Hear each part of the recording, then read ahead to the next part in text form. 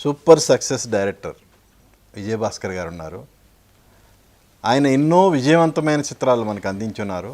తాజాగా వాళ్ళ అబ్బాయిని హీరోగా పరిచయం చేస్తూ ఉషా పరిణయం అనే సినిమా చేస్తున్నారు. అంతేకాదు ఆయన డైరెక్ట్ చేసిన స్వయంవరం సినిమా ఇటీవల కాలంలోనే 25 years కంప్లీట్ చేసుకుంది. మరి ఆ సినిమా విశేషాలతో పాటు తన కెరియర్ గురించి ఏం చెప్తారనేది విజయభాస్కర్ గారిని అడిగి తెలుసుకుందాం. నమస్తే విజయభాస్కర్ గారు. నమస్తే అండి. First of all congrats sir. Thank you. Almost all 32 years జర్నీయా ఇండస్ట్రీలో? ఎలా అనిపిస్తుంది సార్ ఇంత లాంగ్ జర్నీ? అమేజింగ్. అంటే నాకు cinema films is my hobby more than my profession. So నిజం చెప్పాలంటే I'm enjoying every phase of it. చాలా మంచి సినిమాలు చేసాం, కొన్ని చాలా అంటే ఇప్పటివరకు బై గాడ్స్ గ్రేస్ నాకంతా చాలా మంచి ప్రొడక్షన్స్, చాలా చక్కటి అట్మాస్ఫియర్లో I was lucky. I can just say that much lucky. మంచి కుదిరింది అంతా చేయటం. ఇప్పుడు ఫ్రెష్గా నా కొడుకుతో పరిచయం కాదు, వాడు ఆల్రెడీ ఇంతకుముందు జిలేబీ సినిమా చేశాడు, అది కూడా చేస్తున్నాడు. యా. అంటే నేను సోలో హీరోగా అవును కరెక్ట్, రైట్. సోలోగా వాడే. సో అయిపోయింది ఆ సినిమా కూడా ఆల్మోస్ట్. ఇంకొక త్వరలో కపుల్ ఆఫ్ డేస్ షూట్, ఆ తర్వాత ఫినిష్ అయిపోతుంది. Will be ready by May June. Super. అంటే జనరల్గా అండి ఇప్పుడు వేరే ఆర్టిస్టులు డైరెక్ట్ చేయటం అది పక్కన పెడితే మీ సొంత కొడుకుని డైరెక్ట్ చేస్తూ అంటే కొంచెం ఇన్నర్గా ఏదైనా లబ్డబ్ అనేది ఎక్కువ ఉంటుంది కదా. ఫ్రాంక్లీ స్పీకింగ్ నేను అది కొత్త వాళ్ళతో ఆల్రెడీ ఇంతకుముందు చేశాను కాబట్టి కొద్దిగా నాకు వాళ్ళని హ్యాండిల్ చేయడం ఈజీగా ఉంటుంది. అండ్ వీడు నా కొడుకు కాబట్టి ఇంకొంచెం నేను మిగతా వాళ్ళని స్మూత్గా హ్యాండిల్ చేసి ఇంకొంచెం వీడిని తిట్టుండొచ్చు 2-3 సార్లు, కొంచెం హార్ష్గా చెప్పి ఉండొచ్చు. కానీ బట్ యూనో మిగతా కొత్త వాళ్ళని ఎలా తీసినప్పుడు ఎలా ఎంజాయ్ చేసాము ఇప్పుడు కూడా అలాగే. అండ్ యూనో ఇక మీరు చూసి చెప్పాలి. అంటే నేనే నా కొడుకు గురించి చెప్పే కంటే మీరు సినిమా చూసిన తర్వాత తన పెర్ఫార్మెన్స్ కానీ the camera should basically love him. నేను ఎప్పుడు అదే చెప్తాను. నేను కెమెరా ముందు వరకే తీసుకెళ్ళగలను. I can only be your visiting card. నీ రేషన్ కార్డు నువ్వే సంపాదించుకోవాలి. నువ్వు కరెక్ట్గా పెర్ఫామ్ చేస్తే, కెమెరా నేను లవ్ చేస్తే, ఆడియన్స్ నేను యాక్సెప్ట్ చేస్తే యూ విల్ మేక్ ఇట్.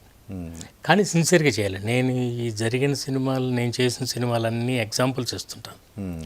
వాళ్ళు ఈ టైంలో ఇలా చేసేవాళ్ళు, ఇంత సిన్సియర్గా చేసేవాళ్ళు, ఇంక్లూడింగ్ సీనియర్ యాక్టర్స్ చిరంజీవి గారు, వెంకటేష్ గారు, నాగార్జున గారు, వాళ్ళు కూడా వాళ్ళ పంక్చువాలిటీ, వాళ్ళ కమిట్మెంట్, అలాంటివన్నీ చెప్తూ కొంచెం అంటే బేసిక్గా ఓన్లీ డాడీతో చేస్తాను కాబట్టి కొంచెం ఈజీగా చేయొచ్చు అని అనుకుంటాడేమో అని.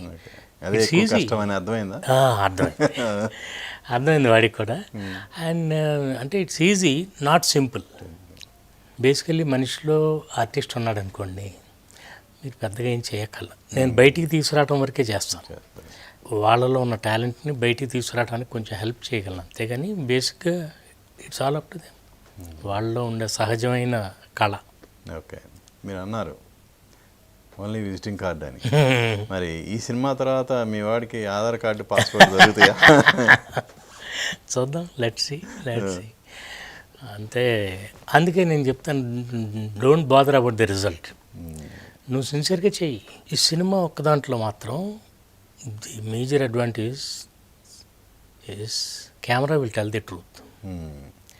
వీడు సిన్సియర్గా చేసా అంటే సినిమా రిజల్ట్ ఏమైనా కూడా వాడికి మార్కులు పడిపోతాయి. అలాగా ఒక మ్యూజిక్ డైరెక్టర్ మంచి మ్యూజిక్ ఇచ్చా అంటే సినిమా రిజల్ట్ ఏమైనా కూడా అద్భుతంగా చేశాడు. అట్లా కెమెరా ఎప్పుడూ నిజం చెప్తుంది. అందుకని నువ్వు సిన్సియర్గా చెయ్యి. Don't bother about what happens cinema. ఇవన్నీ మనం ఈ లెక్కలన్నీ చేసుకుంటూ చేయలేము. చేసుకుంటూ చేస్తే మీరు అంత మెజర్మెంట్ లాగా చేసేది కదా, ఫీలింగ్తో చేసేది. సో అవన్నీ కొంచెం నేర్పుతూ కొంత మందే అని ఈజీగా తీసుకుంటాడేమో అని అప్పుడప్పుడు కొంచెం తట్టి లేపుతూ, మందైనా ఎవరిదైనా సినిమానే. అందరికీ సినిమా బొమ్మ, మనకి సినిమా అమ్మ. అవును. It made me Yeah. నేను చెన్నై నుంచి ఇక్కడికి వచ్చినప్పుడు ఐ వాజ్ నథింగ్, అవును. Only because of my films I'm here. అవును. వాడికి అదే చెప్తాను, సినిమా అంటే తల్లితో సమానం, అంత ఇదిగా చేయాలి, ఆడితే ఈజీగా తీసుకో.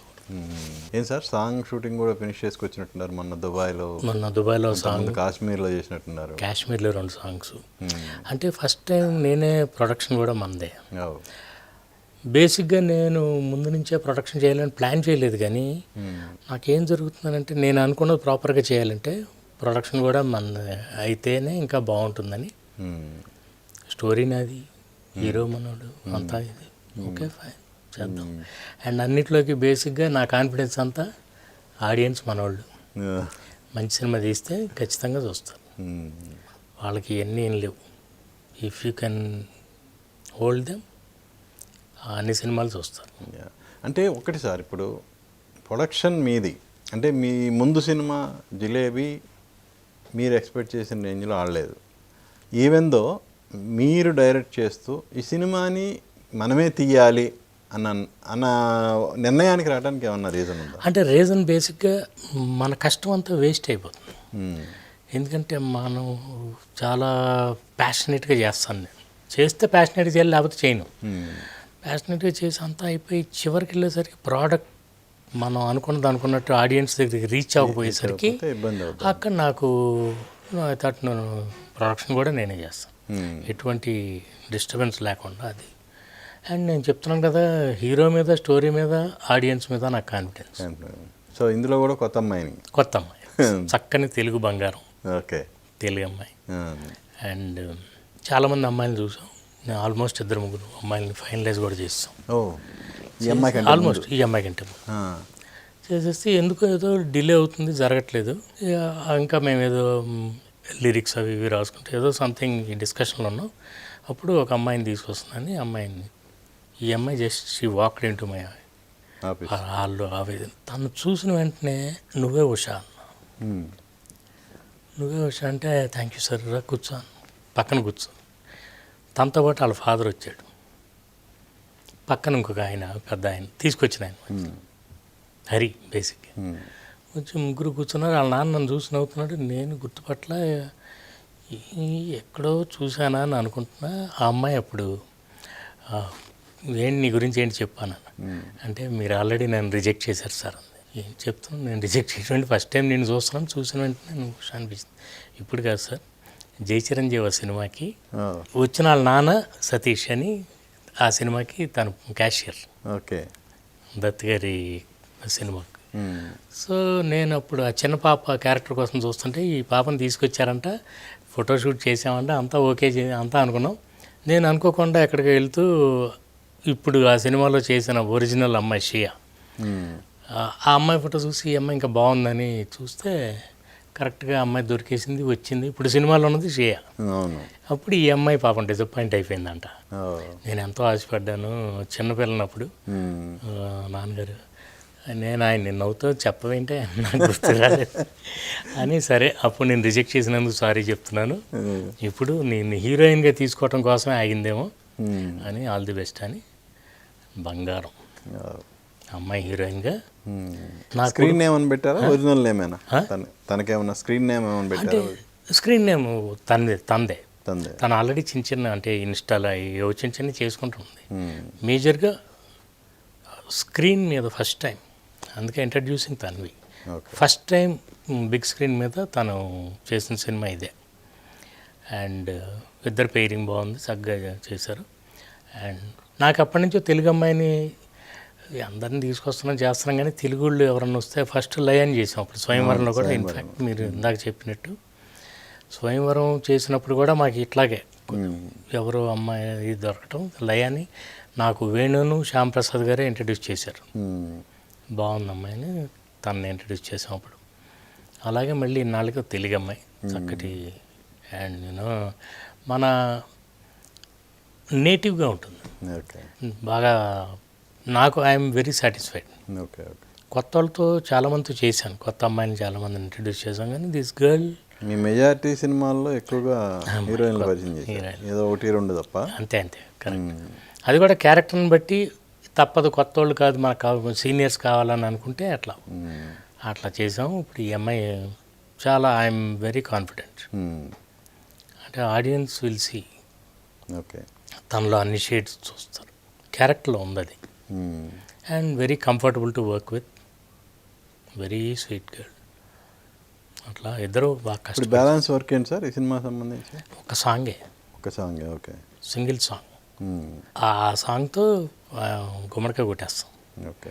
సో మిగతా అంతా అయిపోయింది, డబ్బింగ్ అయిపోయింది, ఆర్ఆర్ అయిపోయింది. సో ఈ సాంగ్ అయిపోతే ఇక జాయిన్ చేయటం will be ready by next month. ఇక రిలీజ్ అంటారా చూద్దాం, లెట్స్ ఈ ఐపీఎల్ ఎలక్షన్స్ ఇదంతా చూసుకొని చేద్దామని మనం రెడీగా ఉన్నాం.